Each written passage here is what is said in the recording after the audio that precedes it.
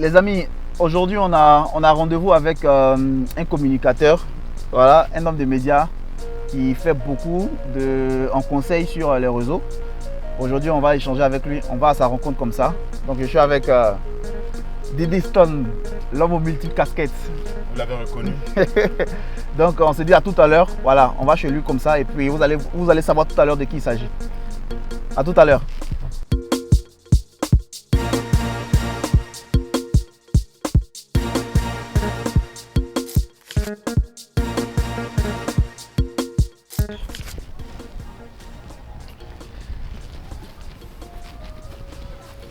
Comment ça va? Ça va et toi? Ravi de se revoir. Ouais, enfin on se rencontre. Je t'ai dit, hein, voilà. Tout à l'heure je disais qu'on avait rendez-vous avec un communicateur, voilà, un homme de médias. Il ne savait pas de qui je parlais, juste Crépin. C'est moi petit là.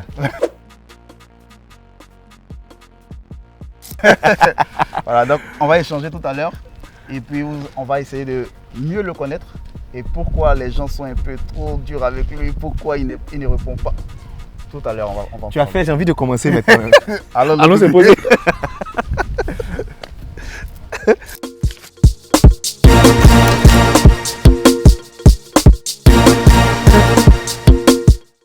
Bonjour, juste. Bonjour. Merci de nous recevoir chez toi. Ah, c'est moi qui vous remercie. Nous, on est très ravis de te recevoir dans cet épisode de SPO+. Petite question d'intro pour encore on va dire, la minorité de personnes qui te découvrent, qui vont te découvrir dans cet épisode. Une petite présentation. Qui est Juste Crépin? Alors, Juste Crépin Gondo, il est connu comme un créateur de contenu sur les réseaux sociaux. Mais je suis un professionnel de la communication. Et puis, j'ai mon cabinet qui fait de la formation, du suivi, de l'accompagnement. Et j'ai une académie qui est dédiée aux hommes. Donc, je donne vraiment des conseils, des orientations stratégiques pour les entrepreneurs, pour les personnes et surtout pour ceux aussi qui sont en couple. Donc, on va dire c'est un florilège d'actions que je mène pour m'en sortir dans la vie, on va dire comme ça. Alors, moi, ça m'amène à te poser une autre question. De tous ces différentes casquettes que tu viens d'énumérer, tu te définis comment? Influenceur, blogueur, coach, comment tu te définis? Je me définis comme un conseiller personnel et professionnel. D'accord. Je me suis rendu compte avec le temps qu'on a dévalorisé la valeur du conseil. Et c'est ici en France que j'ai appris qu'il y avait des personnes dont le rôle était de conseiller les gens. D'accord. Même que ce soit les autorités, les personnalités, on est souvent dans une posture où on a besoin d'un avis extérieur qui est tranché, mais d'un avis stratégique. Et c'est au fur et à mesure, après avoir suivi des formations, j'ai commencé maintenant à me perfectionner là-dedans. Et je me sens bien là-dedans parce que je considère qu'il y a beaucoup de personnes qui existent mais qui ne savent pas à quoi elles servent. Et c'est ça le vrai problème des gens. Quand tu ne sais pas à quoi tu sers, tu envies d'autres personnes, tu ne trouves pas ta place, et moi j'ai vraiment trouvé ma place, c'est une chose que je pourrais faire toute la vie. Et c'est la communication. Même si on ne tenait pas. C'est dans le monde de la communication, mais c'est un peu plus typé parce que cette fois-ci c'est vraiment orienté sur des conseils. Donc on va faire des conseils orientés dans le domaine des activités professionnelles, dans le domaine des relations de couple, et même dans des choix qui ne sont pas souvent simples à prendre. D'accord. C'est ça. À quel moment, c'est-à-dire cette orientation-là, tu te démarques et tu sais que c'est là que je peux me lancer et pouvoir apporter quelque chose à ces différentes personnes qui me consulteront? En fait, on devient ce qu'on a toujours été quand on découvre la chose. Et très souvent, ce sont les gens autour de nous qui voient certains détails que tu ne vois pas. Je me rappelle, il y a 7-8 ans de cela, il y a une dame qui m'avait déjà écrit qui me dit « Ta manière d'écrire sur les réseaux, on sent que c'est structuré, c'est bien fait, lance-toi dans les vidéos. » J'hésitais, ça me disait absolument rien. Elle est revenue à la charge, elle a insisté et je me suis lancé dans les vidéos. Mais quand tu lis certains commentaires, tu te rends compte que c'est une activité qui transcende la personne. Il y a des gens qui te disent que je me posais des questions, ça fait des jours, et tu m'as répondu dans cette vidéo. Il y a des gens qui te disent que je dormais la nuit, et tu es venu dans mon rêve pour donner des conseils. C'est-à-dire même ton image commence à être utilisée spirituellement. Ça transcende le physique. C'est plus quelque chose de physique. Parce que pour réussir à comprendre le monde d'une personne et puis donner la bonne solution, ce n'est pas donné à tout le monde. Il y a des gens qui ont appelé, qui ont les comprimés dans leur main, qui s'apprêtent comme ça à aller au suicide, qui sont découragés. Puis on a parlé 30 minutes, 1 heure, et la personne a changé d'avis. Il y a des couples qui ont fait leur bagage, ils disent on divorce, c'est fini. Et puis on a communiqué, on a échangé. C'est quand tu finis de faire que tu te rends compte de comment je me suis arrangé pour faire ça.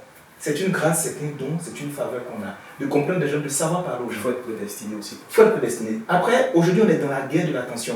Réussir à captiver l'attention d'une personne. c'est que tu es multimillionnaire. Mais c'est pas forcément l'argent. Mais pour que tu parles qu'on t'écoute, c'est pas évident. C'est pourquoi tu vois beaucoup de personnes vont faire beaucoup de choses bizarres pour avoir l'attention des gens. Mais moi, j'ai l'attention naturellement. Je peux parler, les gens vont m'écouter. Ça, c'est déjà la première victoire. C'est déjà la première victoire, mais c'est une faveur, c'est un don qu'on a.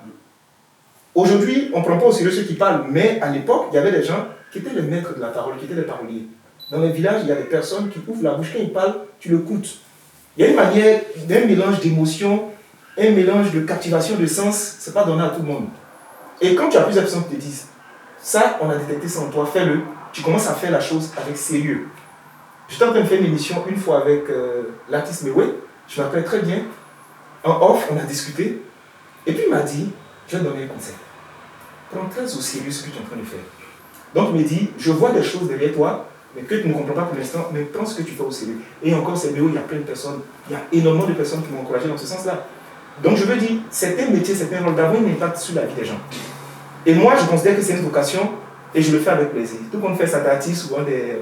Exactement. On va y en venir. C'est ça. On va y en venir, mais pour l'instant, moi, je veux savoir. Alors, à quel moment tu te dis, ça t'envoie sur les réseaux, et tu te dis que tu peux apporter quelque chose aux gens? Parce qu'à la base, tu n'es pas sur les réseaux. Comment tu viens sur les réseaux pour ces gens-là? Ce qui se passe, c'est que quand on est configuré pour quelque chose, au départ, on ne comprend pas la chose. On le fait de façon bénévole, sans comprendre. Naturellement, j'ai de l'empathie. Je peux regarder une personne qui vit une situation, et puis j'ai compassion, je comprends la situation des gens rapidement.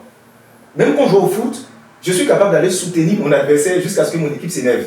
Mais laisse-le tranquille. Je dis non, mais c'est une personne qui est tombée avec elle jouer. Mais au départ, tu ne te rends pas compte de ça. Après, ça monte. Je me rappelle, je fais mon premier post sur les réseaux sociaux, et puis il y a ma mère spirituelle, je me rappelle très bien. Par rapport à quoi? J'avais fait une post comme ça, une vidéo où j'étais en train de me moquer un peu des Yacouba parce qu'on disait qu'on a grosse tête, tous ces Yacouba. Donc j'ai fait une vidéo un peu drôle. Et puis c'est monté. Il y a eu des réactions, il y a eu des avis, il y a eu des partages. Et je me rappelle à l'époque, ma mère spirituelle, mon pasteur, m'a approché et me dit d'arrêter de le faire. J'ai dit, mais j'aime bien, pourquoi je vais arrêter de le faire? Non, il faut arrêter de le faire parce qu'elle a expliqué des choses. Et puis un autre jour, elle est venue me voir et m'a dit, je t'ai couché. Et le Seigneur vient me dire, laisse le monsieur là-bas parce que c'est là-bas il doit être. Donc moi-même, je t'encourage, mon fils, fais. Et après, quand tu regardes tout l'investissement qu'on fait, pour donner des vidéos gratuitement aux gens, si tu n'aimes pas la chose, tu n'es pas passionné, tu dois le faire. Mais c'est de là que ça part. Après, il y a des erreurs qu'on commet parce qu'il y a la passion et puis après, il y a la maladresse de mal faire. J'ai commis énormément d'erreurs parce que je ne comprenais pas les choses. Je parlais de des choses qui ne m'intéressent pas. En fait, j'étais très brouillon et très désordonné. Et puis, plus le temps passe, tu te rends compte que ça, c'est des erreurs qu'on ne fait pas, ça, on ne fait pas. Et après, je me forme à travers des personnes, des personnalités. Il y a une dame qui s'appelle Nena. C'est une professionnelle du digital. Elle a parlé avec moi 15 minutes, qui m'a donné une orientation dans ma vie. C'est une dame qui a travaillé dans des grandes institutions au monde. Je l'ai appelée, elle m'a posé quelques questions, elle m'a orienté. C'est pourquoi j'aime écouter les gens. À partir de ce moment, je dis, il y a des choses dans lesquelles tu ne me verras plus. Donc je commence à travailler l'image, je commence à travailler mes thématiques. Mais j'arrive à un niveau où je me rends compte que s'il n'y a pas le côté divin dans ce que je fais, je suis bloqué. Parce que quand il y a l'inspiration qui vient d'une certaine force ou d'une certaine divinité, ça fait que tu n'arrêtes pas. Tu ne peux pas arrêter. Je peux me lever à 3 h du matin, commencer à écrire des sujets. Quand je lève la tête, il est 7 h, 8 h du matin. Ça me tient à cœur.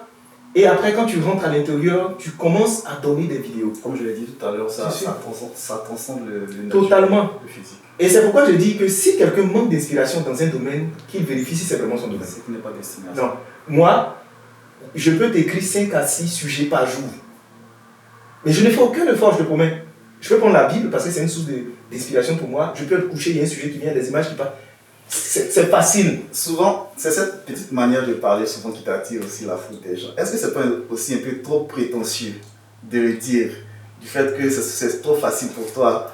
En une soirée, tu peux écrire 5-6 sujets, tu le fais de manière aisée, différemment des autres. Est-ce que c'est pas aussi prétentieux? Si je te dis que je suis noir et que je suis ivoirien, il y a de la prétention dedans? Non. Si je dis ce que je suis, pourquoi je suis prétentieux?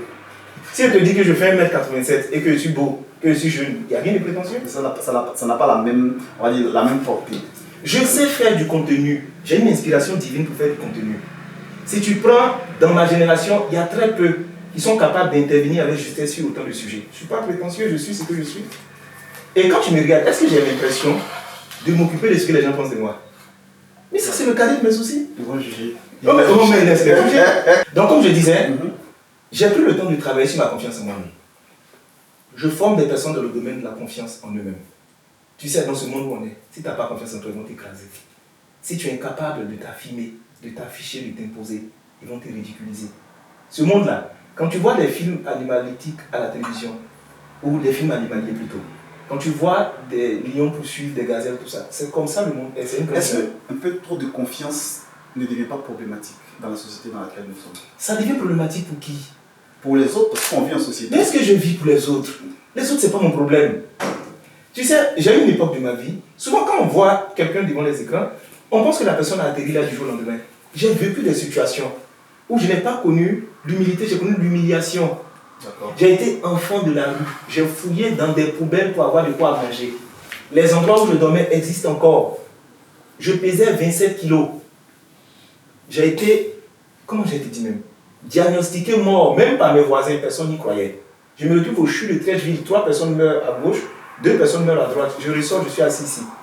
Donc, quand tu penses que tu finis de traverser tout ça, ça te forge une tu finis par connaître ta valeur et tu finis par comprendre qu'en fait, tu n'as pas besoin de la vie des gens pour évoluer dans la vie. Quand j'étais à l'hôpital, il n'y avait personne à côté de moi. J'ai failli mourir à Eko et au Ghana, à l'hôpital. Il n'y avait que mon beau-frère à l'époque. Je me rends compte que la vie des gens sont versatiles. En fait, ce qui s'est passé, c'est que quand tu as excessivement confiance en toi, tu ne fais que inquiéter les personnes qui manquent de confiance en elles-mêmes. Sinon, quand tu as confiance en toi, tu n'es pas gêné. Je me connais, j'ai confiance en moi. Je travaille dans un domaine où mes résultats sont probants. Je reçois un prix en 2023 à Dubaï en qualité de meilleur influenceur zone ouest africaine. Ça, ils m'ont remis. Tu n'en fais pas trop la pub. Mais je n'ai pas besoin de faire de la pub. Les gens qui écoutent juste Crépin Gondo, ils savent que la dimension dans laquelle il est, c'est une dimension qui est différente des autres. Il y a énormément de personnes qui ont entendu de faire comme moi. Avant de se rendre compte que ce n'est pas simple de faire comme moi. Pourquoi je dis ça? Parce que je valorise le travail que je fais au quotidien. Je fais un travail sur mon image, je fais un travail sur mes appareils, je fais du montage, je suis fort et je suis intelligent.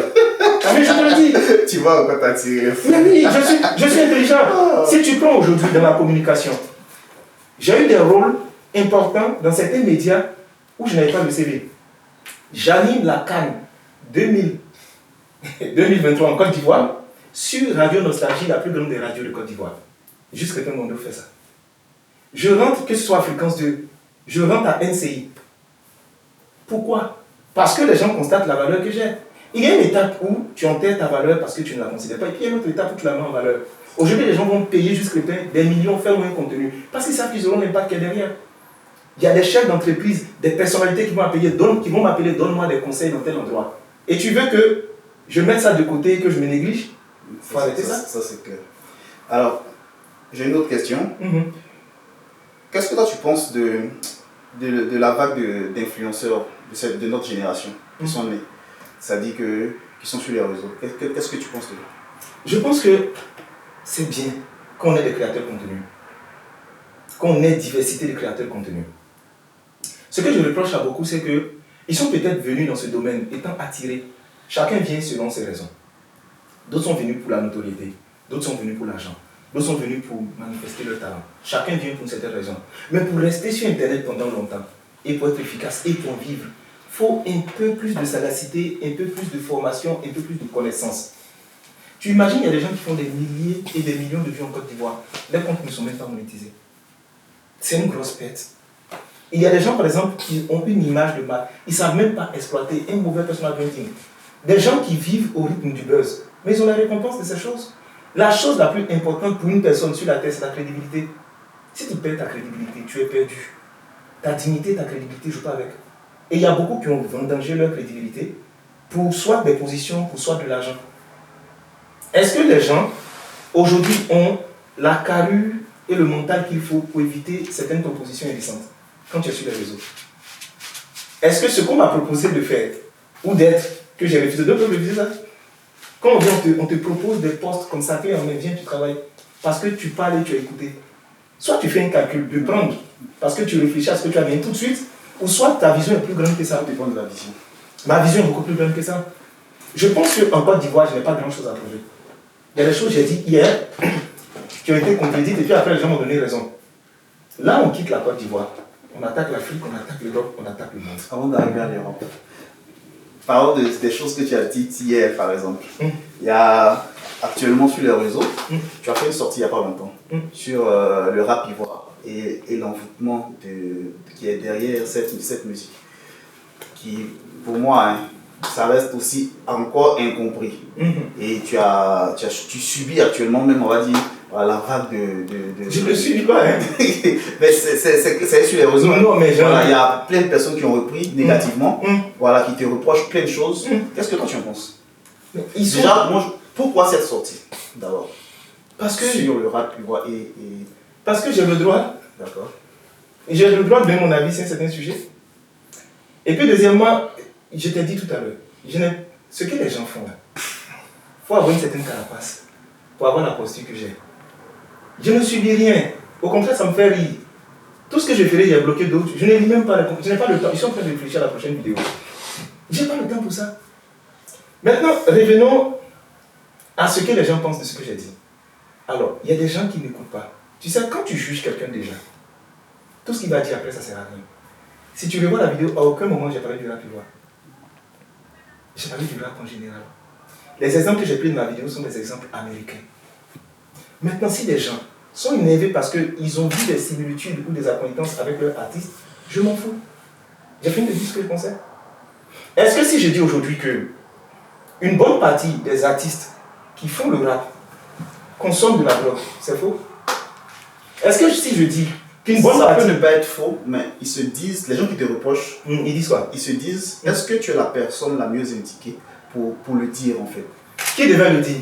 Justement, moi, on se pose si personne, tu sais, si la vérité n'est pas donnée, le mensonge va progresser. Si personne ne parle de ça, laissez-moi en parler. En Côte d'Ivoire, j'ai été le premier qui a fait un contenu sur le fameux API à l'époque, qui est devenu un sujet national où tout le monde en a parlé, c'est retrouvé à la télévision. S'il n'y a pas de personnes qui prennent le temps pour ne pas s'occuper des buzz, des histoires de lui les sortir celui-ci, qui parlent des sujets de société qui nous touchent, qui va le faire? Depuis que je suis quitté en Côte d'Ivoire, je reçois énormément de messages inbox. Parlez-vous parler de tel sujet, parle de ceci, il n'y a personne pour en parler. J'ai une vie, j'ai des occupations, j'ai des projets, j'ai une formation, j'ai une entreprise et tout. Mais par moment, ça vient à l'esprit et puis te dit, ça, je dois parler de ça. Et comme j'ai dit dans cette vidéo, tout parle d'un songe que j'ai eu à faire. Et le nom de l'artiste, je ne l'ai même pas déclaré dans la vidéo. Parce que les gens allaient dire, tu accuses l'artiste. J'écoute le rap ivoire. Il y a des artistes qui font le rap ivoire que j'apprécie. Tous les artistes du Côte d'Ivoire, je les apprécie. Peut-être pas à la même dimension, parce que chacun a son problème. Je les apprécie. Sur Twitter, il y a 2 ou 3 jours de cela, j'ai vu un artiste qui faisait, sur la page de l'artiste Sobi, Jonathan. Et puis, j'ai commenté, j'ai dit, mais il rappe bien. Sauf que ceux qui écoutent là, c'est rempli de grossièreté. Hein. Il dit, non, tu sais. Et je lui ai demandé, est-ce que ça fait partie des codes? Il m'a dit, oui, c'est comme ça chez nous, ça fonctionne. Tout ça. Il dit, ah, d'accord. Parce que quand j'entends, il a parlé de quoi même? De règles, de sang, de coucher avec elle. C'était vraiment ça. Mais si on revient sur le sujet, comme je le disais, je n'ai jamais dit dans ma vidéo qu'il n'y a que les artistes qui font le rap, qui fument de la drogue. Les gens qui fument de la drogue dans le monde musical, ils sont partout. Que ce soit les reggaeman, les zouglouman, chacun a sa source d'inspiration. Je n'ai jamais dit que tous les artistes du rap prenaient soit de la drogue ou bien avaient une dimension spirituelle qui est un peu bizarre ou bien envoûtaient les gens. Je n'ai jamais dit ça. Ce que tu reproches, c'est ce que je dis, c'est 2 choses. Premièrement, c'est que si tu fumes, c'est ton problème. Ce que tu vas devenir, tu deviendras. Mais quand tu en fais la promotion, de façon ouverte, tu en parles dans tes chansons, toutes les petites vidéos que tu fais, tu fumes. Le message que tu envoies aux gens, c'est quoi? Or, tu sais qu'une bonne quantité de personnes qui te suivent, ce sont des jeunes, qui s'identifient à toi. Nous sommes en France en ce moment. Les jeunes de la France. La drogue, c'est comme des bonbons. Ça se consomme partout. Est-ce que c'est cette jeunesse-là qu'on veut en Afrique? Non. Est-ce que dans les gros événements de rap, c'est pas là-bas qu'on consomme le maximum de drogue? C'est vrai. Quand tu dis ça, ça énerve les gens. Écoute, la vérité n'est pas un consensus. 10 000 personnes peuvent dire une bêtise, ça reste une bêtise. Mais une personne peut dire une chose qui est vraie. Il faut des gens. Et il faut réussir pour en parler. Au moment où ce que ça fait, c'est que ça ouvert le débat, je suis content. Après, j'ai entendu, oui, il doit être du côté de Didi B, il est contre Imra. Ouais, parce que, si vous avez fait un constat. Parce que tu es plus proche des si vous avez fait un constat, les gens, souvent, ils ne sont pas concentrés. J'étais à Dubaï, en vacances, et puis, il y a le manager de Didi qui m'a appelé. Ah, vraiment, par rapport à l'artiste, fait ceci, cela. J'ai dit ok. J'ai été par moment payé pour faire une prestation en tant que créateur de contenu, je l'ai fait. Imran, je l'ai rencontré une fois. On s'est salué, on a discuté, puis je suis parti. Je lui ai dit tout ce que j'appréciais de lui. Si vous avez remarqué, est-ce que vous m'avez vu déjà intervenir dans le clash entre les deux? Parce que les gens ne comprennent pas que c'est juste une stratégie entre les deux. Il faut le yin et le yang pour qu'ils avancent. C'est une stratégie commerciale dans laquelle ils sont. Malheureusement, ceux qui sont en bas, c'est eux qui ne comprennent pas. Et c'est eux qui vont en prison constamment. Ils sont dans la stratégie commerciale. Ils ne comprennent pas, ils ne prennent accueil. Ils ne comprennent pas. J'ai vu des personnes pas très sages qui ont fait des commentaires, qui m'ont insulté. J'ai regardé, j'en ai ri. C'est comme ça que les gens se créent des problèmes. Je fais la capture, j'envoie directement au commissaire de la PLCC. Quand on va les arrêter, demain ils vont dire juste que le père a mis quelqu'un en prison. Or, les mêmes, quand ils ont fini d'insulter la mère de certains artistes, on les a mis là-bas, ils étaient énervés. Vraiment, pardon, pitié. Pourquoi vous êtes autant investi? Dans la vidéo, est-ce que j'ai dit le nom de quelqu'un? La musique, c'est pas un truc simple, c'est une dimension supra-spirituelle. Tu penses que la fable est simple? Tu penses que Tiken est simple? Tu penses qu'on peut réunir des milliers de personnes dans un endroit en étant simple? Souvent, les gens ne comprennent pas les choses, quoi. Vous faites exprès quoi? Même la création de contenu ne peut pas être simple. Il y a des artistes, ils savent bien que les notes musicales qu'ils jouent, ils les reçoivent souvent en rêve. Il y a des chansons, ils fredonnent dans leurs rêves. La musique n'est pas simple. Il y a des sons que tu écoutes, ça marque ton émotion, ça change ta journée. Ne jouez pas avec la musique. Maintenant, si ton artiste n'est pas concerné, passe ton chemin, je ne parle pas de toi. Si tu es autant énervé, peut-être que ça le concerne. Mais je dis et je répète, il y a 3 dimensions d'envoûtement. Il y a l'envoûtement par l'arrangement. Les arrangeurs d'un certain niveau, quand tu vas dans des festivals, et rien que l'arrangeur lui seul, il rend les gens fous. Tu penses que c'est simple de faire du mixage? Ils mixent parce qu'ils savent quelle note ils jouent. Il y a des chansons qui sont des tubes avant même que l'artiste ne pose. Parce qu'il y a des notes qu'on joue qui vont jouer sur une certaine zone du cerveau et qui vont te rendre addictif de la chanson. Ce qui fait qu'il y a des chansons qui t'énervent dans la journée, tu fredonnes la nuit. Matin, tu es là, tu es en train de fredonner et tu te dis, mais qu'est-ce qui s'est passé? Ils savent ce qu'ils font. Tous les arrangeurs n'ont pas ce doigté, d'autres l'ont. Deuxième envoûtement, c'est que l'artiste, il dépose son énergie sur la chanson que tu récupères. Je ne veux pas accuser le coupé décalé. Vous n'avez pas remarqué qu'après la vague des artistes coupés décalés, la quantité de producteurs qui sont sortis de vous n'avez pas remarqué? Tout genre musical vient avec un esprit. Les gens de coupé décalé, ils ont leurs défauts. Ce sont des bluffeurs, des fumeurs de cigares, des buveurs de champagne. Tout le monde voulait faire malin comme eux. C'est une forme d'envoûtement. Du moment où je te regarde et je m'identifie à toi. Et faire une petite digression, un big up pour nous. Voilà, tu vois, ce sont des personnes qui ont inspiré comment s'habiller, comment faire le malin, comment... Mais ça là, c'est un esprit qu'on lègue aux gens. Quand on entend envoûtement, les gens pensent que c'est négatif. Non. Il y a des gens, comme Michael Jackson et moi, ils se sont tués. C'est quelle dimension d'après toi? Mais il a envoûté le monsieur. Et maintenant, je parle de la 3e dimension d'envoûtement. Et c'est ce qui n'a pas plu aux gens. Derrière tous les grands artistes, se trouvent des grands esprits. Les grands esprits sont dans l'ombre. C'est eux qui font le pacte avec l'artiste. Tous les artistes ne peuvent pas atteindre certains niveaux rien qu'avec le talent. C'est pas possible. Il y a des artistes très talentueux, je ne vais pas citer les noms. Il y a des artistes qui ont moins de talent. Non, tu peux en citer. Non, mais c'est pas des noms. Non, tu fais déjà assez. Ça va pas gâter la sauce. Non. Il y a des artistes qui sont très talentueux. Il y a d'autres qui sont moins talentueux, mais n'ont pas les mêmes carrières. Parce que tu sais, il y a un plafond de verre sur la tête de tout le monde. C'est l'étoile qui va faire la différence entre chaque artiste. Et il y a des gens qui ont le don, le talent de voir les étoiles des gens. En chaque personne même. En chaque personne. Donc il peut te voir, il voit déjà l'avenir. Il ne mise pas pour perdre. Et quand je parlais du business de la drogue, ça a énervé les gens. Tu sais que les lignes de drogue, les nouvelles lignes de drogue aux États-Unis sont lancées par les artistes. Le train de vie des artistes américains, d'après vous, quel spectacle ils font pendant l'année? C'est vente d'albums? C'est streaming? Qui va te permettre de payer. C'est pas, leur train de vie est géré par. C'est pourquoi ils ont des soucis avec des gangs, avec des clans, tout s'en va. Moi j'ai une question. Est-ce que tu t'es jamais dit qu'il y a des sujets où tu allais un peu trop fort? Aller trop fort. Ouais, c'est-à-dire dans le développement, dans l'exposition même de la thèse en elle-même. Est-ce que tu t'es jamais dit sur un sujet où tu allais un peu trop fort? Ah là, j'aurais pas dû dire ça. Sur des sujets. Parce que je me dis, il peut y avoir des critiques constructives comme des critiques acerbes. C'est ça. Mais dans toutes ces critiques-là, est-ce que tu te dis pas souvent, ouais, cette personne n'a pas tort? Peut-être là, j'aurais dû dire ça, j'aurais pas dû dire ça. Est-ce que tu t'es déjà... Mais bien sûr, je l'ai fait à plusieurs reprises. C'est ça qui fait la dimension humaine. Il y a des moments où monsieur l'ont dit pour que ça, tu ne m'avais pas dit. Comme disent les Ivoiriens, tu as zaïen, ici on ne dit pas ça. J'ai eu le souci avec DJ Lewis. Après, on s'est rabiboché à la radio, on a discuté, j'ai présenté les excuses, tout ça. C'est rentré en ordre. Parce que je n'aurais pas dû intervenir dans la vie privée de quelqu'un, même que ce soit sa femme qui a envoyé les contenus. Donc il y a une remise en question qui arrive. Mais il y a des sujets sur lesquels je suis intransigeant. C'est pourquoi les gens m'écoutent et ils n'écoutent pas d'autres. C'est important parce que je posais cette question à Tessin parce que je me dis que ce sont des valeurs aussi qui sont importantes pour l'être humain. Bien sûr. De pouvoir se remettre en question à chaque fois pour savoir ici c'est bon, ici c'est pas bon, de sorte à repartir sur de nouvelles bases, à ne pas refaire les mêmes erreurs. Non, tu sais, tout n'est pas erreur dans la vie. Tout est expérience pour moi. Je peux peut-être dire quelque chose de travers, mais pour moi, si ça permet d'impacter, ça me permet moi-même de me faire une remise en cause, pour moi c'est une belle expérience. Les erreurs là c'est humain, tout le monde est appelé à en commettre. D'accord? Mais le souci de beaucoup de personnes, c'est qu'ils sont dénaturés avec le temps. Dans la volonté de vouloir plaire à tout le monde.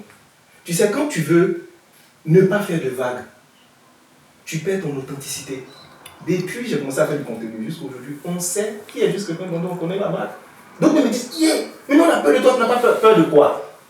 Chaque personne a sa destinée.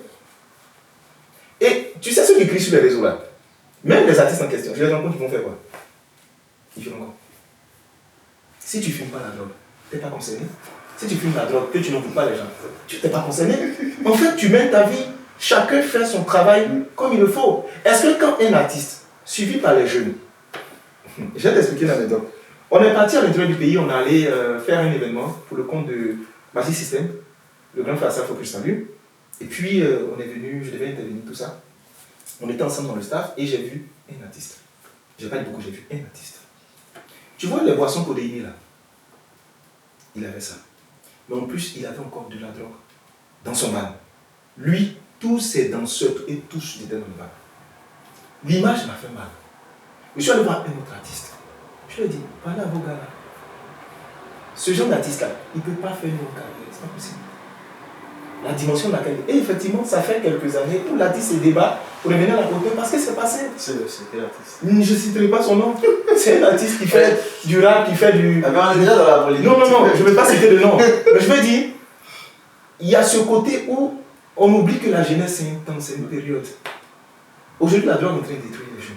Et il y a ce Ça se côté trouve aussi dans les écoles. que tu as énuméré tout à l'heure, Oui. où ils sont censés être des exemples pour la jeune génération qui les regarde. Mais est-ce que ça les intéresse aujourd'hui? Ce qui intéresse les gens, c'est mon argent. C'est pourquoi j'ai dit, quand tu vois un artiste d'un certain niveau, qui vient vendre des coupons de promotion de paris sportifs à d'autres jeunes, sachant que lui ne joue pas, sa famille ne joue pas, tu penses qu'il aime vraiment la cible qui le suit? Quand on voit des artistes qui se disent, oui, moi je suis un modèle pour la jeunesse, et qui vendent des boissons alcoolisées aux mêmes jeunes. Alors, soit il y a le côté business qui prend le dessus, ou bien il y a le côté, écoute, moi je veux marquer les gens, je veux avoir une belle image. Maintenant, chacun choisit son chemin. Mais vendre la boisson alcoolisée en soi, c'est pas mauvais. C'est pas mauvais quand tu commences à cible. Après, chacun est responsable de comment il consomme sa boisson. Alors, avant j'étais directeur marketing et communication d'une entreprise en Côte d'Ivoire qui travaille dans le domaine de l'alimentation et des débits de boissons. Et en fait, il y a une loi qui a été prise qui sanctionne la promotion des boissons d'un certain degré d'alcool sur les réseaux sociaux et la communication. Les gens ne savent même pas. Ils ne savent même pas le risque qu'il court de fumer devant des gens. La loi d'interdiction de fumer dans les lieux publics et les transports en commun sanctionne cela, ça vient d'arriver en France. Donc quand toi tu te mets avec ta bouteille d'alcool, ton verre de gin, je ne sais pas quoi, et puis tu en parles, tu n'as pas besoin de dire aux jeunes faites comme moi, mais on s'identifie à toi. On parle comme toi, on marche comme toi, on fait tout comme toi à la limite. Quel est le message que tu transmets aux gens? Tu as de l'argent, on a compris, mais les jeunes là, qu'est-ce qu'ils deviennent après toi? C'est important. C'est la question que je posais. On va s'amuser à faire un truc. Hein? Vu qu'on est dans la polémique, moi je vais te présenter des situations et j'ai besoin d'avoir ton avis. Parce que on est avec, on va dire, le meilleur conseiller de sa génération. Je comprends, mais il y a vraiment des polémiques liées aux personnes que j'évite. D'accord. Parce qu'il y a des personnes, je ne veux pas attirer l'attention sur elles pour rien.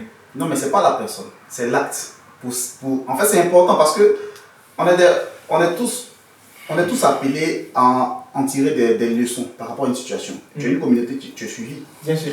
Il faut que cette communauté aussi sache qu'est-ce que Juste Crépin en pense. Est-ce que c'est bien, est-ce que c'est pas bien, pour que demain, si cette personne est en face de cette situation, elle se dise que non, cette personne que j'écoute là m'a dit, oui, c'est vrai, c'est pas bon à faire. Donc c'est important d'avoir ton avis sur certaines situations. Tu sais, j'ai d'autres méthodes. Il y a des gens qui ont eu souvent des attitudes, des réactions, je les appelle en privé. Pour discuter avec eux, pour leur dire, je pense que tu aurais fait comme ça. Et c'est pas tout le monde qui t'écoute en privé. Les conseils que tu donnes à plus forte raison en public. Les conseils que tu donnes sur les réseaux. Écoute, je vais te dire quelque chose de simple. Je fais de la stratégie, j'aide les gens à se positionner. Il y a des personnes que je connais, j'ai appelé pour dire là, c'est pas comme ça en fait. La personne m'a réprimandé en me disant, mais je me prends pour qui? Mais quelque temps après ce que j'ai dit, j'avais raison. Donc j'ai choisi une posture désormais. Dans tous mes contenus que je fais, remarquez bien. Si je cite le nom d'une personne, si je considère que ça ne va pas valoriser la personne, je ne parle pas d'elle. Je considère qu'il y a trop de personnes qui parlent mal déjà des gens. Je ne vais pas venir me rajouter là-dessus. Donc, même si je me pose des situations, je vais soutenir les personnes et je vais dire qu'elles ont fait des choses qui sont bien parce que je suis devant les caméras. Si je me retrouve avec la personne, je vais lui dire non, cachette, ça c'est pas comme ça que nous on t'a connu. On t'a connu franc et vrai. Mais tu as dit tout à l'heure, tu as dit un truc qui est important. Tu m'as dit que désormais, est-ce que j'ai fait des remises en cause? J'ai fait. La dernière donc fois, ça fait partie des concernant le cas Lewis, je me suis dit, mais Gondo, appelle le monsieur, parle avec lui. Envoie-lui un message. Je te prends un cas pratique. Faut me dire. Le cas de l'accident de Mollard. Moi, par exemple, j'ai mon avis. Et je l'ai donné même à mon grand boss, Didi Stone, que je salue ici. On en a discuté. Je lui ai dit clairement ce que je pense. J'ai rien contre Mollard. Mais je considère que l'acte qu'il a eu n'était pas un acte, on va dire, responsable. Et il y a eu deux camps sur les réseaux. Tu vois? Moi, j'ai soutenu ma thèse. Il y a eu un camp qui l'a soutenu, qui a estimé qu'il n'en a pas fait assez, c'était pas trop grave. Il y a un autre camp qui est allé aussi fort pour dire que parce que jusqu'à il y a eu mort d'homme. Donc moi je veux avoir toi ton avis par rapport à ce qui s'est passé. Tu sais, je respecte Mori. Et je respecte la famille de la dame qui est décédée. Tu sais, Mori, il y a des gens, des inconditionnels qui l'aiment beaucoup. La famille aussi, il a des proches qui l'aiment. Ce qui me fatigue en Côte d'Ivoire, c'est que souvent, on n'est pas très objectif. On s'attaque trop sur des détails qui sont inutiles. Souvent, on a l'impression que les gens qui sont en face de nous, là, ce sont des robots qui n'ont pas d'émotion, qui n'ont pas d'histoire, qui n'ont pas de famille. Peu importe ce que tu as dit sur un tel sujet, tu vas t'attirer la faute d'un groupe. Tu sais ce que Mori fait pour les artistes, pour l'impact, pour l'apport qu'il fait pour les artistes en Côte d'Ivoire? Tu sais ce que la famille de cette femme-là est représentée pour eux? C'est pourquoi je dis qu'il y a des polémiques dans lesquelles je n'entre pas. Parce que ce sont des sujets où il faut prendre de la hauteur. Aujourd'hui, il y a un cas qui s'est passé. Il y a eu un accident sur la route qui s'est déroulé. Les accidents et les malheurs, ça arrive à tout le monde.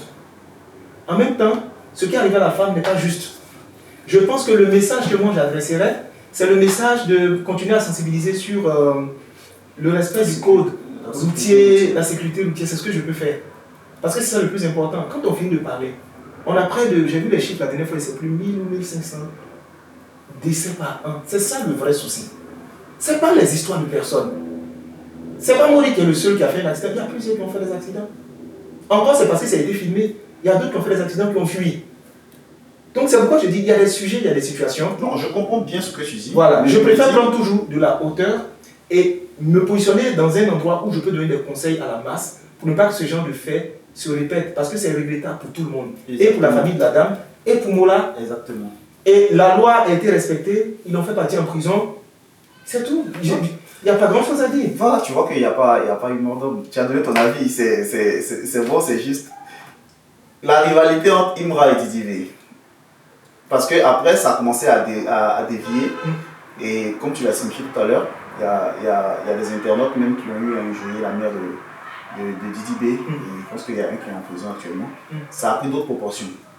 Toi, en tant que jeune qui essaie de donner des conseils à cette génération, qu'est-ce que tu penses et quelles sont les limites à ne pas franchir? Je pense qu'aujourd'hui, le clash là, ça profite qu'aux deux camps et aux familles des deux camps et à l'entourage des deux camps. Il y a des avantages et des inconvénients. Mais le clash, ça a toujours été une stratégie. On l'a découvert après avec des Bordeaux et puis Arafat qui disaient qu'ils arrangeaient les clashs. Même s'ils ne le font pas ouvertement devant tout le monde, mais ça les arrange les deux. Parce que c'est l'un qui devient la source de motivation de l'autre. En Afrique, il y a un truc que les gens n'ont pas compris. C'est qu'on a pris l'habitude de tuer les concurrents. Quand je parle de tuer, ce n'est pas physiquement. on a pris l'habitude d'éteindre ceux qui pouvaient nous contester. Or, ceux qui nous contestent, c'est eux qui nous donnent la force. C'est pourquoi Didier Arafat avait compris le système. Il partait même rentrer souvent dans des provocations, rien que pour le motiver à faire plus. On a besoin de contestation.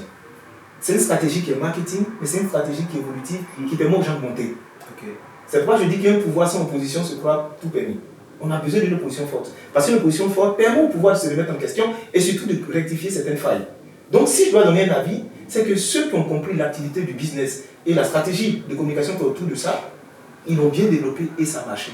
Parce que Didi avait besoin de quelqu'un en face de lui qui est capable de le contester. Et aujourd'hui, la montée fulgurante de Imra, s'il veut être franc avec lui-même, il y a une grosse part de la fan zone de Didi, mais surtout de sa personne à l'intérieur. Ça se trouve là. En même temps, Didi aussi s'est rendu compte qu'en fait, je ne peux pas dormir sur le laurier. Parce qu'en face de moi, j'ai un artiste qui peut-être au début on le prenait ou on le sous-estimait, mais aujourd'hui on peut montrer aux gens qu'il a de la qualité, il a du talent. Ce que je retiens à la fin, j'ai 2 artistes ivoiriens qui contrôlent le game et qui sont très traumatisés. Je suis content. C'est tout ce qui m'intéresse. Après les détails qui sont en bas, tu sais, il y a des gens qui ont pris l'habitude de véhiculer leur frustration sur les autres. Tu sais, quand tu n'as pas d'espoir et que tu ne sais pas ce que tu as fait de ta vie, tu choisis de tels combats parce que ça te permet d'exister. Il y a cette communauté. Mais je pense que les 2 artistes ont donné des conseils à leur communauté en leur disant faites attention, il y a des limites à ne pas franchir. Ouais. Vous allez aller en prison, vous allez détruire vos vies, ça va pas empêcher eux, les artistes, de continuer à mener leur carrière. Je peux aimer un artiste, mais je n'ai pas besoin d'être opposé à celui qui est en face. Exactement. Il y a des artistes, sincèrement, même en photo, je ne les supporte pas. Parce que je n'aime pas leur aura, leur personne, leur façon de faire, je ne les supporte pas. Ou bien ils disent des choses, ils ont une vie qui est bizarre, je n'aime pas. Mais ça reste mon choix. On ne peut pas aimer tous les artistes aussi. Et moi, j'ai des goûts artistiques qui sont tellement bizarres que souvent, les gens vont me dire, je suis rustique, tout ça. Mais je t'écoute du Dobé Niaouré, je t'écoute des vieux artistes, je t'écoute des Richard Bonnard, du Mewe. Je t'écoute du Mewe, par exemple, je t'écoute les vieux tubes de Alpha Blondy et de Tikendia, parce qu'on ne se rend pas compte, mais c'est les prophètes. Le gars, il chante des choses depuis 1980, tu te rends compte que ce qu'il avait prévu de chanter, c'est la situation qu'on vit maintenant. Je t'écoute du Espoir 2000. Ce qu'ils ont dit, c'est ce qui se réalise. Donc, je ne vais pas commencer à opposer les artistes. Lui, il est fort que lui. Celui-ci est mieux que lui, ça ne sert à rien. Ce sont des artistes. Quand je soutiens un artiste, je vais streamer. La meilleure manière de soutenir son artiste, c'est de streamer, payer ses albums, de le soutenir. Comme on le dit en Côte d'Ivoire. C'est pas d'aller sur les réseaux, insulter quelqu'un. Voilà, insulter quelqu'un, s'opposer à l'autre, exposer sa famille. C'est pas ça, le fanatisme. Et en même temps, aimer quelqu'un, c'est de reconnaître qu'on lui dit ça, là, t'as pas bien fait. Si une personne dit à ton artiste que ce comportement n'est pas bien, c'est pas qu'il est contre l'artiste, mais il est contre toi. Il faut savoir écouter aussi. Quels sont les mérites que vous avez à exposer vos vies à la prison pour des artistes qui souvent ignorent même votre existence? Et je pense que tout ça là, c'est le fait de s'ennuyer, moi je pense. Parce que si quelqu'un ne s'ennuie pas, si quelqu'un comprend les problèmes de la vie, il ne peut pas se lever le matin jusqu'au soir et rester sur Internet pour insulter tous ceux qui ne sont pas du clan de son artiste. Tu n'es même pas payé pour ça. En plus, tu mets ta vie en danger. Et après, quand ça se passe mal, c'est ta famille qui vient devant vraiment pardonner. Ce sont les enfants là. Mais parlez aux enfants là aussi. Tout le monde a sa part de responsabilité. Tout le monde a sa part de responsabilité. Mais à la fin, il y a une seule chose qui me plaît. Quand on parle des plateaux en Europe, un peu partout, c'est les deux. Ouais. Et aujourd'hui, les autres essaient de les imiter. Moi, mon seul souci, c'est qu'il ne faut pas franchir la barre des gangs américains. Parce qu'eux, ils règlent ça avec les armes. Eux, c'est pas juste j'aime mon artiste. C'est-à-dire pour eux, c'est un vrai clan, c'est un groupe. Et c'est quand j'ai commencé à voir de la bagarre et de la violence dans le rap ivoire que je me suis dit, ceux-là sont en train de franchir une limite. Et tu vois, quand le pasteur, j'ai oublié son nom, est en train de dire que le Seigneur lui révèle qu'il y aura des violences, les mêmes là sont venus se moquer en bas. C'est comme ça ils sont, hein. Ceux qui ne comprennent rien, on l'a d'insulter. Ils sont venus dire en bas, oh, il raconte des bêtises. Quand les violences sont arrivées, ils étaient étonnés. Et je te dis un truc, en regardant cette caméra, dans quelques mois ou quelques années, on va découvrir certaines pratiques d'envoûtement de certains artistes. Je suis assis et puis j'attends. C'est une question de temps. Non, cette histoire d'envoûtement, je sais que ça va faire parler encore. Mais bien sûr. Un dernier cas. Un dernier cas. Le cas de Apuchou. Non. Non. J'ai besoin quand même de ton avis. Non. J'ai besoin quand même de ton avis. Non. quelque chose. Non. Est-ce que là, tu as été bien? Non, je prends un joker. Tu prends un joker? Non, moi, j'ai une question que je me pose, mais bon, après, ça va. J'ai parlé des deux autres sujets, mais ça... On va laisser tomber parce que Quand on quitte un cousin, puis un enfant, comme ça. Bon, on passe. Alors, il y a une situation actuellement en Côte d'Ivoire. On connaît tous, on est dans une période électorale. On va essayer de brosser le sujet, c'est important parce qu'on est rien à la base. Et c'est notre pays. Qu'est-ce que tu penses de la situation socio-politique actuellement en Côte d'Ivoire? Je pense que la situation socio-politique en Côte d'Ivoire, ça fait peur à beaucoup de personnes. C'est inquiétant. Parce qu'on a des soubresauts de violence ou des intentions de violence un peu partout. Mais je ne peux plus être apolitique. Tu sais, on a beaucoup de gens, il faut se méfier de la politique. Non, la politique, c'est une bonne chose. C'est un bon virage pour accélérer dans la vie. Il y a des gens, leur vie ont changé par la politique. Il y a des gens qui ont pu impacter positivement toute une génération grâce à la politique. Mais si je dois faire un constat qui est très simple, souvent les gens ont du mal à reconnaître. Reconnaissons le génie politique du président Alassane Ouattara. Et ça, je ne le dis pas parce que c'est LHDP. Il est intelligent, il est fort. Ce qu'on a prédit contre lui, jusqu'à aujourd'hui, il en croisé. Quelle opposition on a en Côte d'Ivoire? Il n'y a aucune opposition. C'est beaucoup de bruit qu'ils font. Le président Ouattara, il connaît les Ivoiriens. Il les maîtrise. Et il sait comment se comporter avec eux. Et il y a beaucoup de personnes qui parlent de bruit, de guerre, de parade, tout ça. Je pense que peut-être ça va arriver. Je ne le souhaite vraiment pas. Mais je veux juste dire que il faut apprécier le génie politique du monsieur. Même si on le déteste et qu'on ne l'aime pas, il faut l'apprécier. Moi, j'apprécie. Mais est-ce que tu penses qu'il fait tout bon? Aucune personne ne peut faire tout bien. C'est pas possible. Non, mais quand je dis tout bon, je vais dire dans le sens où est-ce que par rapport à l'envergure du développement que le pouvoir en place défend, est-ce que à opposer ça à la souffrance sociale des Ivoiriens qui vivent en Côte d'Ivoire, est-ce qu'il y a un équilibre qui pèse pas trop fort vers la souffrance des Ivoiriens? Alors, c'est dans ce sens que je dis tout bon, parce que moi je me dis que... Déjà, ce que je dis, c'est que une personne ne peut pas tout faire bien, ça c'est clair. Aujourd'hui, il y a beaucoup de choses qu'on reproche au pouvoir en place, ça c'est sûr. Sur le plan social, au niveau de la justice, au niveau de beaucoup de choses qu'on reproche. Mais si on ne veut pas se cacher les choses, ce sont à peu près les mêmes reproches qu'on faisait aux autres pouvoirs. Aucun pouvoir assis ne peut faire toutes les choses bien. Moi, ce qui me dérange, c'est qu'on n'a pas une opposition qui est compacte, qui est homogène et qui est... Ça me dérange. Il n'y a pas d'opposition. Là, je suis d'accord. On est une gauche qui est faible, qui est disloquée, où les gens se battent sur des faux trucs, où les gens sont incapables de s'entendre sur des détails. Et ce qu'il a fait, c'est qu'il a pris son temps pour déstructurer chaque parti politique et ça fonctionne, ça marche. Alors, comme le dirait l'autre, morceau par morceau. Il a réussi, sa stratégie marche. Et je peux dire, on peut. Souvent, on n'analyse pas ça. C'est des choses, on peut se dire, ouais, mais depuis, je sais pas, dans les années 80, 90, on pourrait faire ça. Mais il fait ça en 2025. Reconnaissons ça. Avant même que je parle d'opposition, il faut qu'une opposition existe. Ils sont en train de mener des activités aujourd'hui pour qu'on puisse les voir, pour qu'on puisse les entendre. C'est une bonne chose. Là, je suis en train d'étudier de la communication politique. Parce qu'il y a tellement d'erreurs que certaines politiques font. Verbalement, dans l'image, dans la prise de parole. Le discours vole souvent tellement bas que je me demande, mais comment ils ont fait pour être à ce poste de responsabilité? Donc, si on veut analyser la situation socio-politique, il y a des personnes qui, effectivement, sont dans leur droit de ne pas être contents. Parce qu'ils se trouvent lésés dans leur droit, la vie sociale coûte cher. Il y a beaucoup de personnes qui ont des soucis que je reconnais. Et c'est leur droit de faire des marches, c'est leur droit de revendiquer, c'est leur droit, mais en même temps, je leur dis, il faut qu'ils soient plus stratèges. Si tu avais un conseil, par exemple, à donner au pouvoir en place et après à l'opposition, sur lequel? Au pouvoir en place, je leur dirais de réussir à consolider ce qui a été fait. Je dirais aux jeunes qui sont derrière d'être beaucoup plus volontaires, de se mettre en lumière. Parce que, qu'on le veut ou non, il y a une génération qui est passée. Il faut aujourd'hui que les jeunes aient le sens de la responsabilité. Ils puissent se démarquer qualitativement. Ils puissent se former, apprendre, devenir des vrais politiciens fins. Parce que le baobab, le président Ouattara, c'est la pluie là dans quelques temps. La suite, c'est quoi? C'est ce que je peux leur dire. Il faut qu'ils puissent vraiment prendre des leçons, apprendre, se préparer et puis être présents pour les échéances futures. À l'opposition, je leur dirais qu'ils soient une vraie opposition. Qu'ils puissent comprendre à qui ils ont affaire et qu'ils puissent dresser des stratégies qui sont beaucoup plus pérennes. Parce que souvent, ils se font avoir de manière très simple. Aujourd'hui, c'est pas simple, hein? Il faut qu'ils puissent bien réfléchir pour réussir à déloger le monsieur de là où il est. Et ça, c'est pas simple du tout. Je pense que ça va demander une émission entière pour décrypter la bien sûr. politique Mais c'est ivoirienne. ce que je veux dire. Socialement, écoute, on a des gens qui profitent du système. Mais moi j'ai une dernière question sur le sujet de la politique. Qu'est-ce que tu penses de l'alternance? De qui? L'alternance. L'alternance politique. Tu sais, il ne faut pas faire d'alternance pour la beauté du geste. Justement. Sincèrement. Quand on veut parler d'alternance, il faut qu'on soit préparé.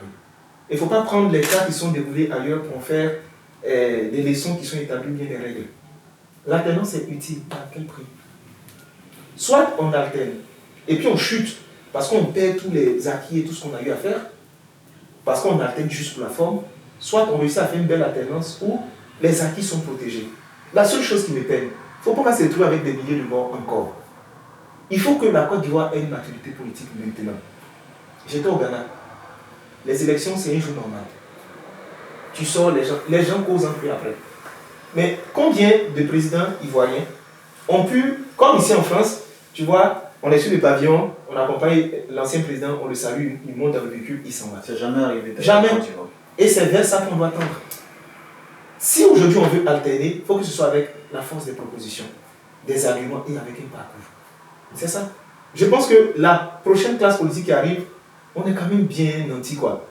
Il y a des têtes qui sont, je les vois et puis ça me plaît. Il y a une vague de jeunes là qui sont trop forts, que j'aime beaucoup, qui sont très intelligents, que ce soit au PPACI. La doublette là, comme les deux qui font souvent les émissions là. Steve Biko et l'autre. Ils sont trop, verbalement, politiquement ils sont trop mûrs. Au PSI aussi, on a Diaoufoué. On a des cerveaux qui arrivent. On a la doublette aussi, l'autre côté. Dr Ousmane aussi. Le député maire Tiemoko Assalé, excellent, qui est très bon. Le pasteur Zalui aussi, qui lui aussi s'est lancé. Donc tu vois, cette force vive, ces jeunes qui montent là. Pourquoi? Faut laisser. Je ne suis pas trop sérieux dans son affaire. Pourquoi je suis sérieux dans son affaire? Pourquoi pas? Non. Bon, on ne peut pas dire que les jeunes ne veulent pas prendre des places et qu'ils veulent le prendre, ça dérange. Non, je me dis que. C'est mon avis. Bien sûr. Là, c'est moi qui deviens l'invité. Non, mais je me dis juste que c'est pas son registre. Je me dis qu'il n'est pas préparé à ça. C'est un autre monde, la politique. Comment est-ce qu'on se prépare à la politique? C'est un autre monde en fait. Comment on se prépare à la politique? On se lance. Le pasteur Zabi sait très bien qu'il ne peut pas venir se lancer en 2025 pour être président. Il le sait. Mais il se prépare. Et moi, ce qui me plaît chez lui, c'est la volonté de le faire. C'est le courage qu'il prend de se mettre au milieu de... Tu sais ce que moi je pense par rapport à ça? Moi je pense plutôt que c'est un coup de com' en fait. Non. Pour plus encore. Je ne pense pas. Mais pour le peu... Ça reste mon avis. Pour le peu de ce que je vois de lui, et je sais sur les réseaux, c'est une personne de conviction. Non. Je pense qu'il est trop occupé pour venir saluer. Spirituellement, il n'y a pas de souci. Mais est-ce que vous savez les risques qu'on court de se proclamer candidat à la présidentielle? C'est trop sérieux. Un coup de com', de quelle communication il a besoin de lui? Il a son église, il a ses activités. S'il vient, c'est parce qu'il pense. On finit jamais de grandir. Hein, mais oui, mais en plus, il est très jeune, donc il pense qu'il a des idées et un avis à proposer. Et moi, je soutiens ce genre d'initiative. Toute la jeunesse politique, qu'elle soit RHDP, PPAC, je suis content de les voir. Aujourd'hui, se dit, je peux devenir ministre, je peux devenir telle autorité, et moi, je la soutiens. C'est ça. Ok, c'est bon. Je pense qu'on a fait le tour, mais le plus important à retenir, comme on a dit tout à l'heure, c'est cette période-là, il faut que nos responsables politiques essaient de réfléchir en maturité à la population, mais pas qu'on en arrive au pire, c'est le plus important. Il ne faut pas qu'il y ait des morts encore en Côte d'Ivoire. Et c'est la prière de tout le monde. On tirait la fin de notre... Je vais juste dire que il faut que les partis politiques fassent attention à leurs billes qui se trouvent sur les réseaux sociaux. Parce que c'est souvent eux qui motivent d'un sens négatif la jeunesse. Il y a un discours guerrier, il y a un discours, comment je vais dire, tribaliste, ethniciste qui a commencé à s'installer. Et c'est ce qui moi me désole. Parce qu'il y a des gens qui ne comprennent pas les enjeux. Les politiques qui se connaissent entre eux. Ils sont dans les mêmes sièges, ils discutent entre eux. Ils sont encore là, tandis qu'il y a des milliers qui sont décédés. Et à ce niveau-là, je pense qu'il y a un sérieux problème de formation. Et de la population ou des politiques? Non, de ceux qui sont sur les réseaux, des partisans de ces différents camps. Parce que je me dis qu'il y a un laisser-aller. Parce qu'ils représentent le parti. Quand quelqu'un vient parler, par exemple, je prends entre guillemets du PPACI, qui manque de respect au président Alassane Ouattara, ou à ses partisans ou à ses ministres, mais il représente le PPACI. Donc du coup, il y a un minimum de formation que tous les partis. Est-ce que quand tu regardes le peuple de PPACI, ils ont quel moyen de communication aujourd'hui pour se faire entendre? Sur les réseaux. Donc ils se font entendre sur les réseaux. Ouais, mais il faut les médias, ils ne peuvent passer pas. un bon message. Mais oui, ils n'ont pas le pouvoir d'expression sur les médias. Il y a les radios. Il y a beaucoup de médias qui sont privatisés à la solde de l'État. Ils n'ont pas l'espace d'expression.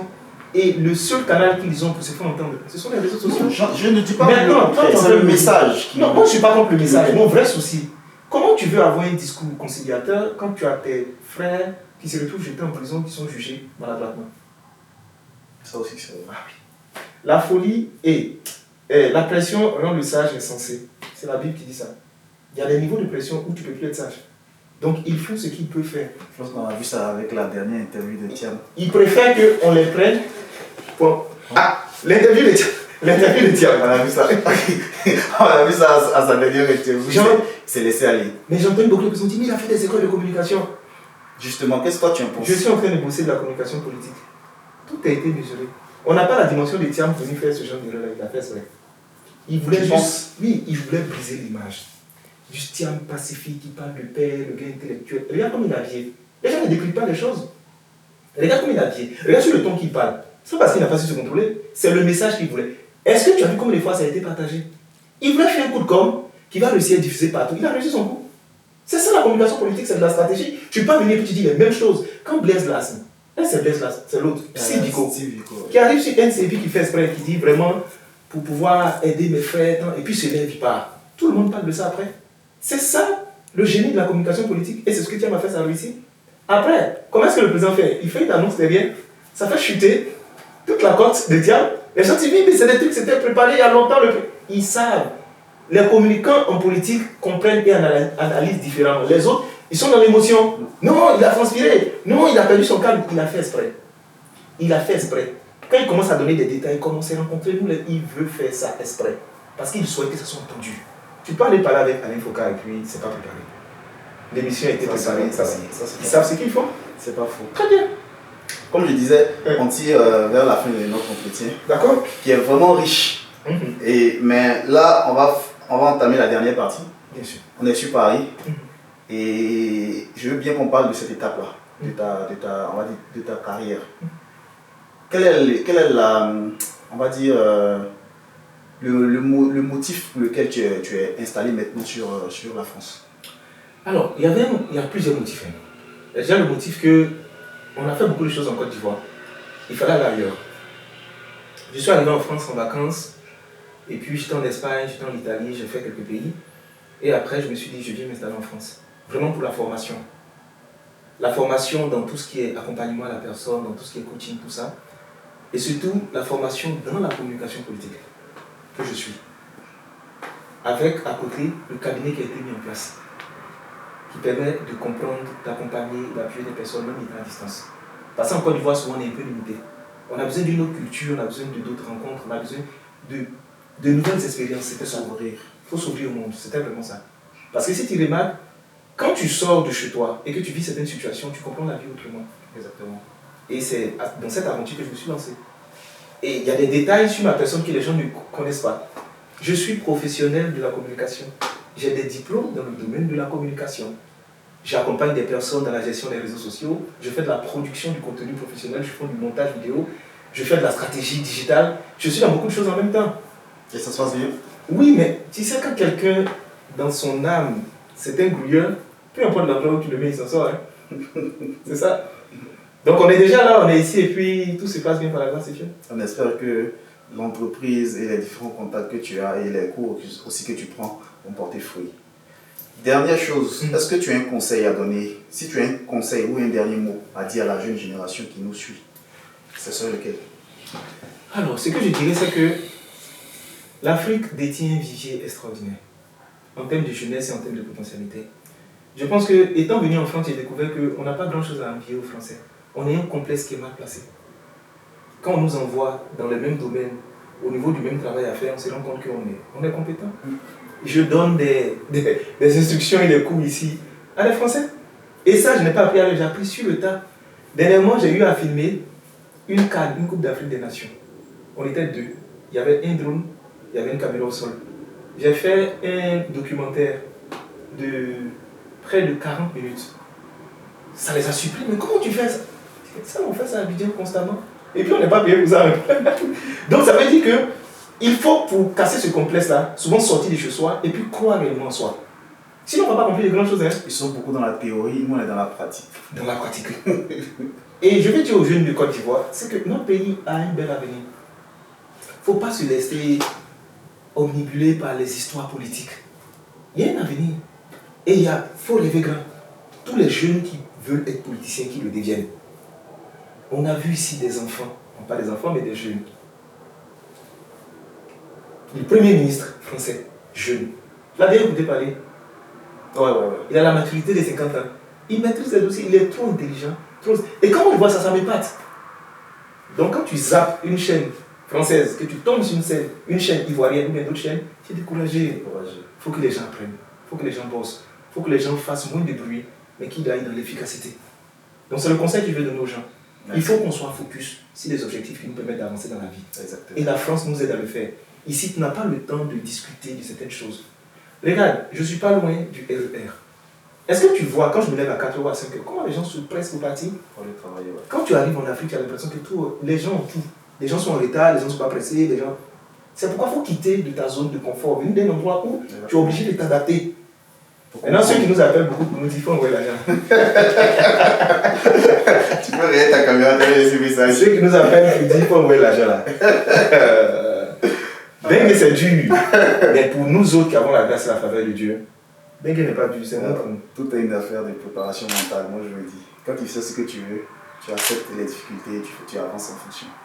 Écoute, merci beaucoup. Nous, on était très ravis de te recevoir dans Inspire Plus. Ça a été un bel échange. Et on espère que tout va bien se passer pour toi.